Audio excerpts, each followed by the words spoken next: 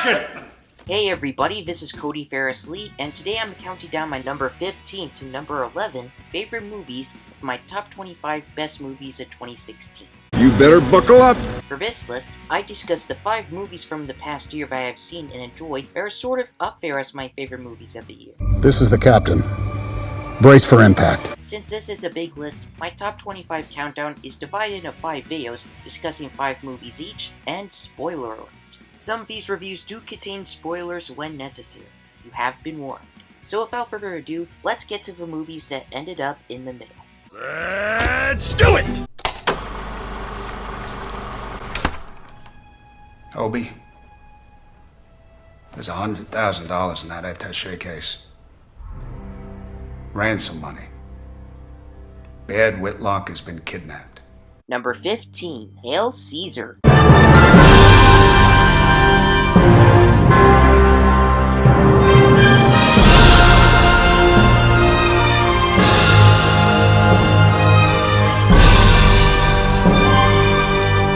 The Coen brothers' love letter to post-war Hollywood is made with beautiful period detail and is quite the nod to the 1950s decade and its movies. It also received great reviews from critics and a mixed response from audiences. Now, there's something you don't see every day.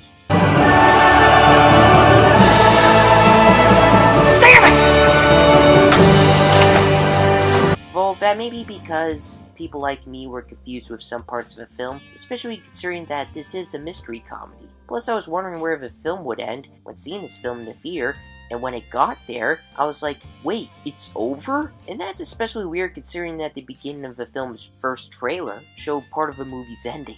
But it's a crying shame. And don't get me wrong, the movie is perfectly cast with A-listers, but Jonah Hill's character was only in one scene, and seeing his character in the marketing makes it feel like his whole scene was given away. Despite all that, it's a fun film with question marks for all the cinephiles out there, featuring a fun song and dance sequence with the sailors, led by Channing Tatum, and decent jokes. Also, what did it to us so simple? Would that it were so simple. Would that it were so simple. Would that it were so simple. Would that it were so simple. My dear boy, why do you say that? Why do you say twere? Well, you should say it like I said it. As a bonus, it's narrated by Dumbledore. No, not the one who died after the first 2 movies, Michael Gambon. Talk about amazing.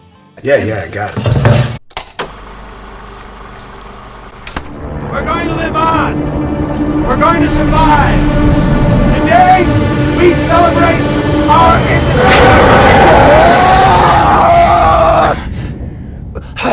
Number 14, Independence Day Resurgence. On this day, in 1996, President Whitmore passionately declared, "We will not go quietly into the night," and we did not. President Whitmore!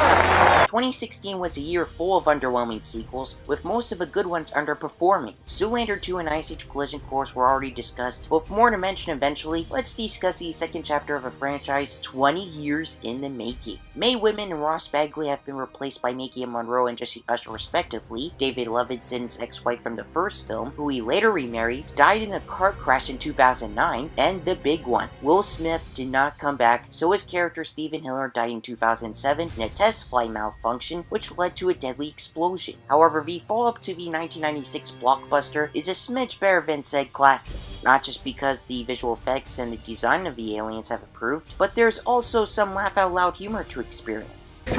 Tell him we'll do it. For $100 million? Oh.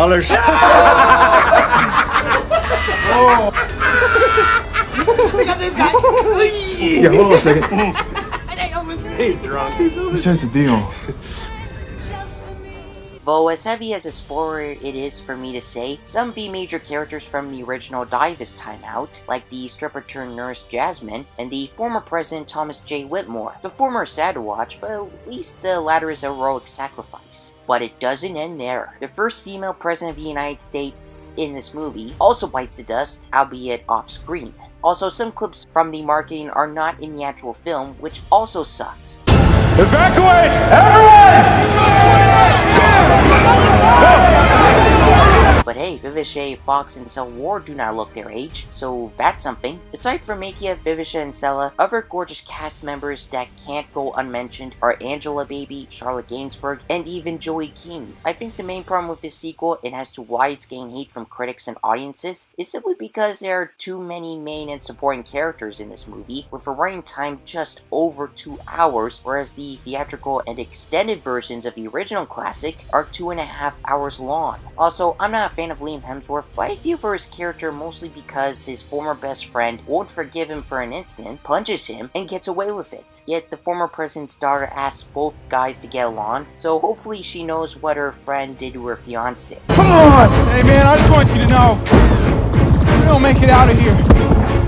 I'm really sorry for almost killing you in training. If we don't make it out of here, I just want you to know I'm not sorry at all about punching you in the face. In conclusion, despite some unsettling new issues in the franchise other than the alien invasions, Resurgence kicks more ass in the first film, and it really does in IMAX 3D. The dildo virus may not be in this one, but the gigantic and pissed off alien queen is scary and epic. Regardless of disappointing box office returns, Roland Emmerich better make the intergalactic journey that is Independence Day free, and when he does, it will definitely be better and more exciting than this. Now, if you'll excuse me, We are gonna kick some serious alien ass.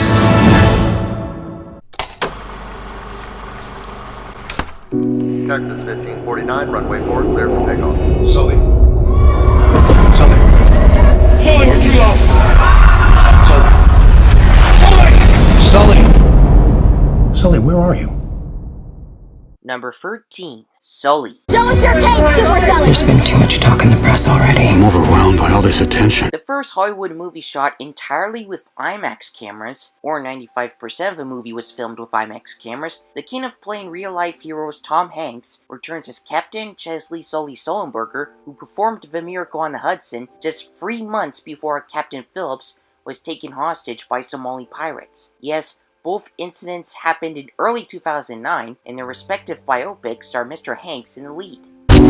Miracle on the Hudson. That was kind of a good omen in a bad period. Just for the record, I'm not a fan of Clint Eastwood, even though he made Invictus, but you gotta admit, it's inspiring and unbelievable that an 86-year-old man will pull off a Christopher Nolan. And it pays off. Not only did we have a bigger ratio and a better look of the film, but the sound was also a little louder than I expected. The IMAX people started telling me about this new camera we went and looked at it, and we did tests with it and everything, and found that it had some really good advantages. The real-life National Transportation Safety Board investigators may hate how they're depicted, but then again, when is any Hollywood biopic 100% accurate? Simulation showed that you could make it back to the airport. Not possible. I felt it go. The cast and direction are great, the story's good, and that rescue scene on the Hudson River was intense. Also, that scene when Sully was told all 155 people on the plane survived, I felt like I wanted to cry because even though we see him relieved, if I were him, I would have broke down. Whether or not it's as good as Invictus, it's still worth seeing whether in IMAX or however you want to watch it, and the footage of the real Sully in the end credits makes the experience all the more inspiring. And it happened 100 seconds after takeoff. We lost thrust in both engines. It was a life-changing event for everyone on the airplane.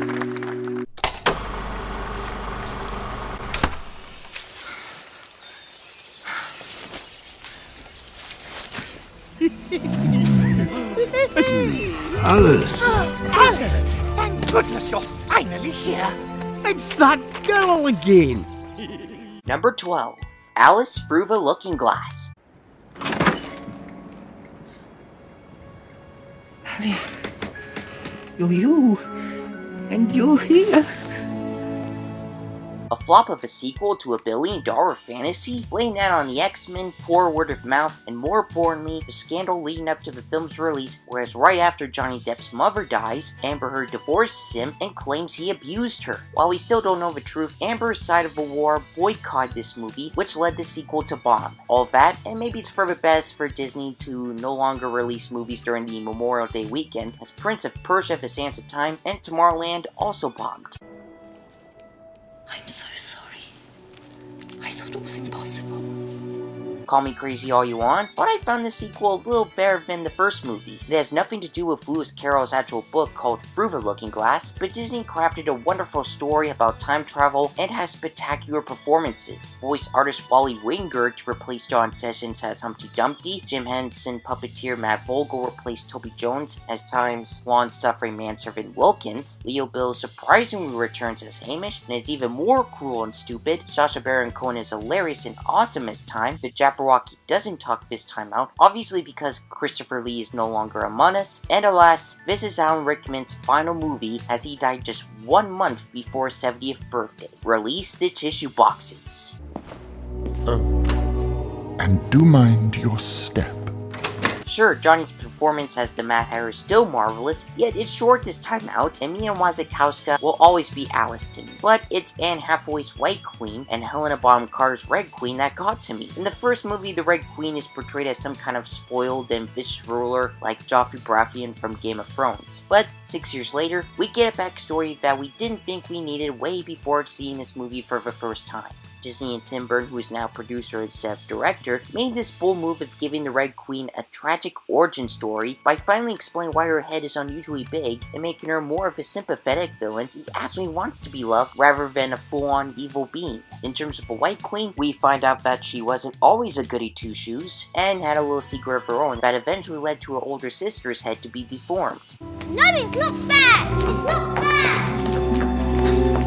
So as much as we want time machines to be real one day like the chronosphere, we are also reminded about the dangers and risks of time travel, as once you see your past self, everything will freeze. Let's just hope that the time travel we will hopefully have in the future isn't like this. Regardless of flaws, this sequel to Alice in Wonderland is visually beautiful, full of imagination, great acting, some comedic moments, a hilarious look at the skeleton body of Olosophic Stain from the first film,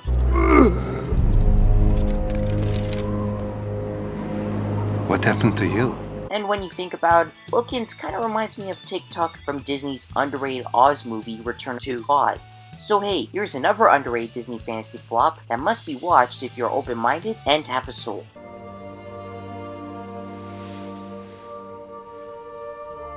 Who's to say which is which?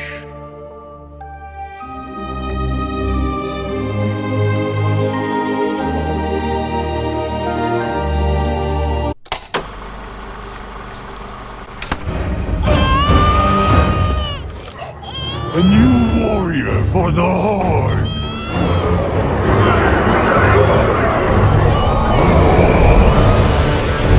Number 11. Warcraft.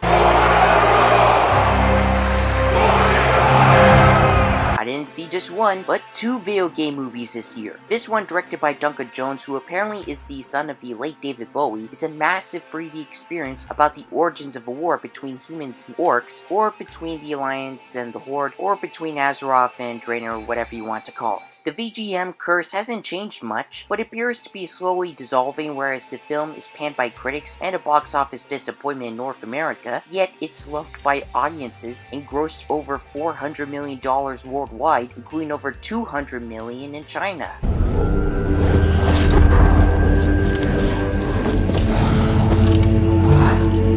Who does? You have no honor. Not saying it's the greatest fantasy flick of all time, but it's just another underrated big budget adventure made on such a grand scale, so it's no wonder why most people around the world enjoyed it more than those snobby, hypocritical movie critics. Sure, it feels overstuffed with so many characters, good and bad, but it's also definitely hard to remember some of their names. I mean, Game of Thrones goes for the same thing, yet this film hardly gets any love despite that. And I will wear your tongue.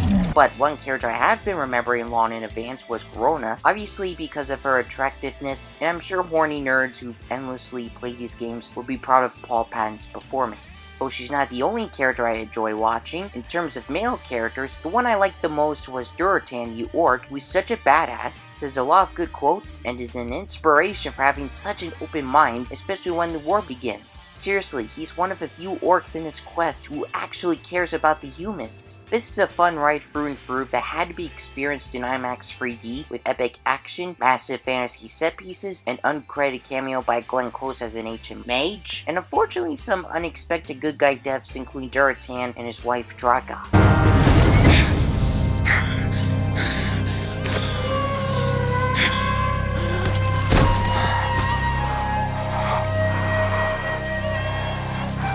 Didn't see that coming.